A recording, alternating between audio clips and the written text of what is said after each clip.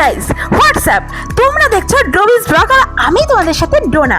আজকে আমি তোমাদের সাথে চিড়িয়াখানার সম্পূর্ণ তথ্য ডিটেলসে শেয়ার করব। আসলে কলকাতার আলিপুর জু নিয়ে কিন্তু প্রত্যেকেরই অনেক এক্সাইটমেন্ট থাকে। এই বছরের শীতে কিন্তু অনেক নতুন কিন্তু আকর্ষণীয় জিনিস এই চিড়িয়াখানায় চলে এসছে। তাহলে এই চিড়িয়াখানায় কি এসছে নতুন কি রুলস অ্যান্ড রেগুলেশন তৈরি হয়েছে, কটা থেকে কটা অবধি খোলা থাকে, কবে খোলা থাকে এবং কি করে টিকিট বুক করবে, সম্পূর্ণ ডিটেলস তথ্য কিন্তু আমার এই ব্লগটার মধ্যে থাকবে। তাহলে আর দেরি কেন, পুরো ব্লগটা দেখো। আর আমি কিন্তু এই ভিডিওটা শেষে সম্পূর্ণ ডিটেলস তোমাদের সাথে বলে দেবো। তাহলে কি ভিডিওটা কিন্তু স্কিপ করলে চলবে না। তো চলো, এবছর চিড়িয়াখানায় অনেক নতুন কিন্তু আকর্ষণীয় পশু পাখি রয়েছে। তোমরা সব পশু পাখি মোটামুটি দেখতে পারবে, কারণ শীতকালে সবাই রোদ পোহাতে বাইরে বেরোচ্ছে। একটু যদি লাক ভালো থাকে তাহলে কিন্তু দেখতে পারবে। আমরা পেয়েছিলাম, আর আমরা যাওয়ার পরই ওরা গুহায় চলে গেছে। যেমন দেখো এই সিংহটা এতক্ষণ ঠিক কি সুন্দর দাঁড়িয়েছিল, কি সুন্দর আমাদের দেখা দিচ্ছিল। হঠাৎ করে উনি ওনার প্রেমিককে দেখতে পেয়ে চলে গেল গুহার সামনে।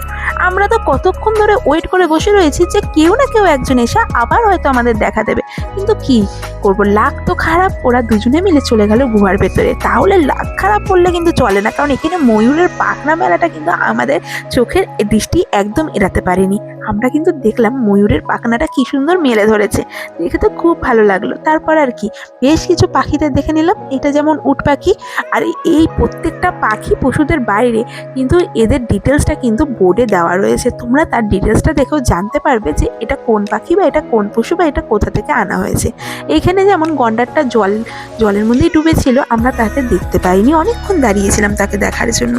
তারপর আর কি বেশ কিছু পাখি পশু দেখতে কিন্তু আমরা আমাদের আকর্ষণ টাইগার, রয়্যাল বেঙ্গল টাইগার দেখতে পেয়ে গেলাম। ব্যাস আর কি, চক্ষু তো পুরো চড়ক গাছ হয়ে গিয়েছে, দৃষ্টি যেন একদম শান্ত হয়ে গিয়েছে তার এই ঘুরপাক দেখতে কিন্তু অসাধারণ লেগেছে। তারপর আর কি এত সুন্দর রোদ, বাইরে কুমির বাবাজিগুলো কি সুন্দর রোদ পোহাচ্ছে। কিছুক্ষণের জন্য তো ভুলেই গিয়েছিলাম যে এরা বেঁচে আছে। আমি তো ভেবেছিলাম এরা মাটির কুমির, তা কিন্তু নয়, ভুল করো না আমার মতো।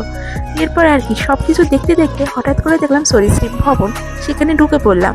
ঢোকার পর বেশ কিছু সাপ দেখতে পেলাম, যেগুলো আমরা কখনো দেখিনি।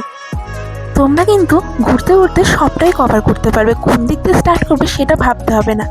একদিক থেকে স্টার্ট করলে পুরো আবার তোমরা রাউন্ড যে পয়েন্টটা সেখানে এসে দাঁড়াবে। দেখ এখানে কিন্তু বিভিন্ন প্রজাতির হরিণ রয়েছে, আর সেই হরিণগুলো দেখতে কিন্তু এগিয়ে যাচ্ছিলাম। শীতকাল, ভিড় তো অনেক রয়েছে, সেই ভিড়ের মধ্যে থেকেই যেটুকু পেরেছি ক্যাপচার করার জন্য তোমাদের, সেইটুকু আমি ক্যাপচার করেছি। এই হরিণগুলো দেখে আমার ঠিক ওই গানটা আসছিল, তোরা যে যা বলিস ভাই আমার সোনার হরিণ চাই। যাই হোক, এরপর এই সুন্দর জায়গাটায় কিছু ফটো সেশন, ভিডিও সেশন তোমরা করতে পারো, বেশ দারুণ কিন্তু জায়গাটা। এরপর আমরা কিন্তু এই জায়গাটায় চলে এসেছি। তো আমরা তো বাসে এসেছিলাম, অনলাইনে টিকিট বুক করেছিলাম। অ্যাডাল্টের জন্য 50 টাকা আর বাচ্চাদের জন্য 20 টাকা। তোমরা ওখানে গিয়েও কাটতে পারো, অনলাইনেও কাটতে পারো। আমার মনে হয় অনলাইনে টিকিট কাটাটা বেটার। যাই হোক, জিরাফের বাবাজির জন্য অনেকক্ষণ দাঁড়িয়েছিলাম, ওনারা গুহায় বসেছিলেন, হঠাৎ করে দেখা দিলেন, ব্যাস দেখে নিলাম। এরপরে আসে এই শিম্পাঞ্জি, আমার এদেরকে দেখতে দারুণ লাগে গাইজ।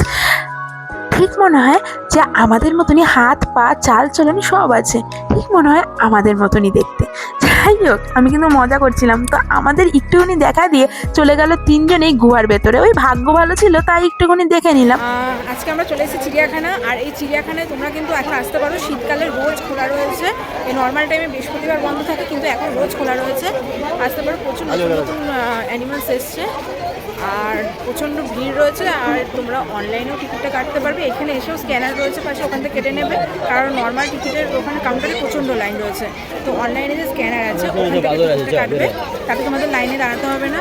অ্যাডাল্ট যারা রয়েছে 50 টাকা, আর যারা বাচ্চারা রয়েছে তাদের 20 রুপিস করে নিচ্ছে।